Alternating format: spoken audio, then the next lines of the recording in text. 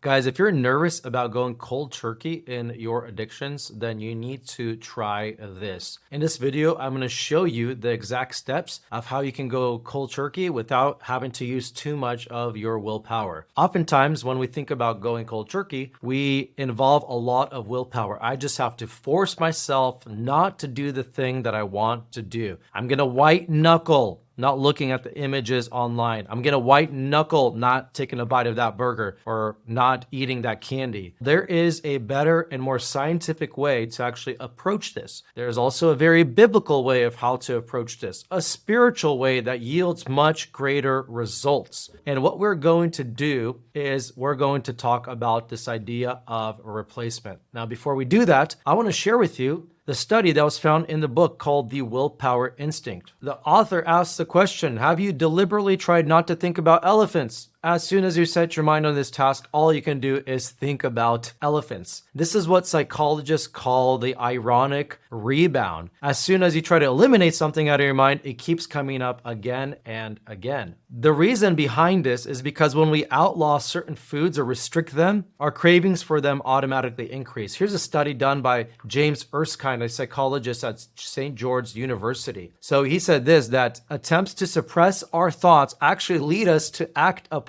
our thoughts. They conducted an experiment in where they brought women into a lab to taste chocolate candies. Some of these women were instructed to express their thoughts about the chocolate. Others were told to suppress their thoughts. A control group received no instructions. Guess what? Each woman was then given a bowl of 20 chocolates and told to eat as many as they wanted. Sure enough, those who had suppressed thoughts of chocolate ate almost twice as many as the others. So if you're trying to quit alcohol, fast food, Netflix and Instagram and social media, the reason why it's not working is because we were meant to actually enjoy life. But the problem is you're enjoying life in the wrong areas. So this is 4 things that you can do to help you to actually succeed when you're going cold turkey. And one of the big words that we're going to use is the word substitute. Let's say, for example, you were eating a hot dog. If I was to take away that hot dog and give you a filet mignon, medium rare, would you be complaining? And the answer is no, because a filet mignon tastes way better. And so what is happening right now in your brain when you are going cold turkey is that you are experiencing these highs and lows of dopamine. And so your dopamine baseline is all the way down here, which means you need to have a very high peak for you to experience some kind of joy, some kind of happiness. So you keep coming to that thing. What you really need to do is start experiencing dopamine in natural ways. And here are a few of the natural ways that you can experience dopamine. First of all, we're going to start off with hobbies. Hobbies are a wonderful way to find joy in the common things of life. So whether that hobby is going to be playing basketball, some kind of sports, whether it's going to be fishing, or whether it's going to be starting to read books or magazines, picking up a hobby is actually going to give you natural dopamine. You're going to take that energy that you've been putting into this addiction and you're going to move it into a new direction. So that is the first thing. I've helped over 100 guys quit pornography. And one of the big things, a lot of them did not have hobbies in their life. And so what they were doing is they were suppressing the satisfaction or cravings and the needs that they were experiencing. The reason why is because in your mind, there is this desire to have homeostasis, a pain and pleasure balance. What happens if you put too much pain on one side, your body and mind want to react to experience pleasure. So you can experience pleasure in the addiction that you're looking for, or you can experience it in healthy ways like a hobby. The more pain you experience, the more pleasure your body wants. That's the first thing. Second thing is friendships. I gotta ask you,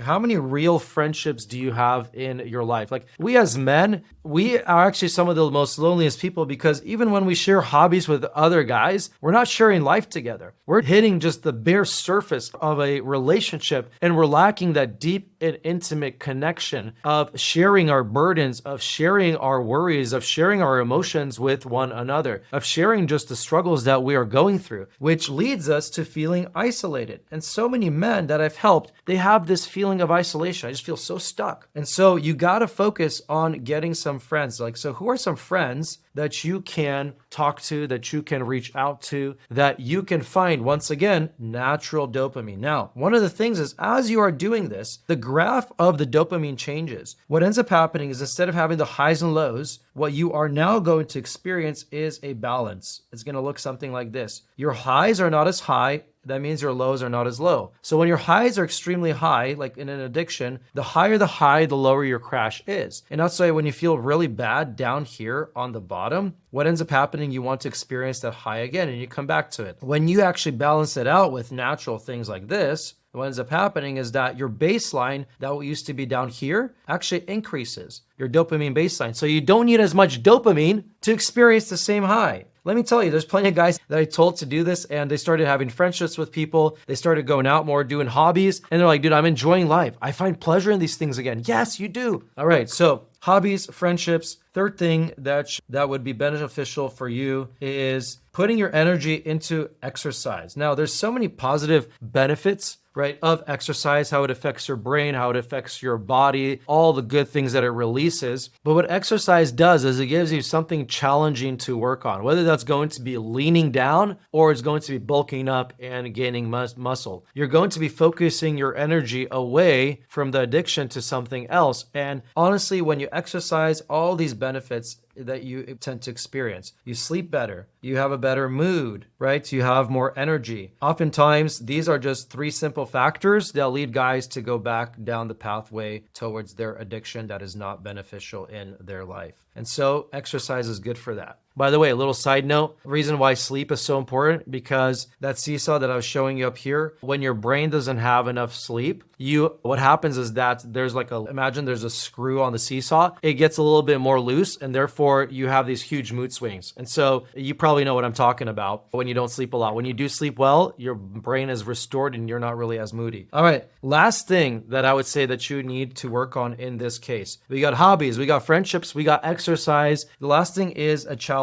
So a challenge will help you go cold turkey easier. Now, let me share an example. One of the questions that I ask on my intake form when I help guys overcome addictions and just have more emotional stability, achieve their goals, become better men, is I ask, what were you doing when you had a 3-month or 6-month period of freedom from your addiction? They always said, starting a business, I started a new hobby, I was focusing on something, I started a new career. And we as men, we love to be challenged. And the reason why is because God created us in Genesis chapter 2 to be men who work and keep the garden. We were created to work in life. We were created to find enjoyment in work and have a challenge. But what's happened in today's society, we live in the most easiest society ever. You can live at your parents' house. You can turn on your faucet to have water. You can turn on anything that you want on YouTube to relax yourself. This is different than how people used to work. You're not walking 2 miles to get water. Our life is extremely easy and simple. Life actually leads to addiction. And so you need to challenge yourself. The way that we're going to challenge ourselves is whatever you want to undertake that is new, that you have not yet done before, to grow your brain. So take on music, for example. You can learn the guitar. You can start a business. You can, for example, start, if this is in relation to your family, start dating your wife, okay? Or start writing her letters. I write letters to my wife every single Friday. And the reason why is because I just want to keep my emotions, my thoughts for her. This is a challenge. Maybe a challenge could be related to exercise. You want to lose 30 pounds. Whatever that challenge is, there's something in our mind that loves the journey towards achieving a certain goal. And so your brain loves that and you're going to be focused on that. And then you're not going to be focused on trying to cold turkey this addiction. When you're focusing on all of these other things that I just mentioned, hobbies, friendships, exercise, or a certain challenge, what ends up happening is that now you are experiencing that filet mignon thing that I was sharing in the beginning, the filet mignon lifestyle, and you don't want to go back to the hot dog anymore. And men, this is what we need in our life. And this is what we lack. And this is why addiction is so often consuming and why it's so hard to leave it. It's because you're spending so much time on trying to quit instead of spending more time on trying to put your energy in other things. Now, the biggest thing I would say is that greater glory drives out lesser glory. Something that is much better will take out something that is lesser. And I just want to close on this and bring this back to scripture and the gospel. And here it is, guys. The reality is that when the iPhone came out with a screen, it was innovative. It was new. It was like no one had this before, a touch screen, and we're ready to go. Everyone had a brick phone. Everybody who had little buttons, it was obsolete. It was old. It was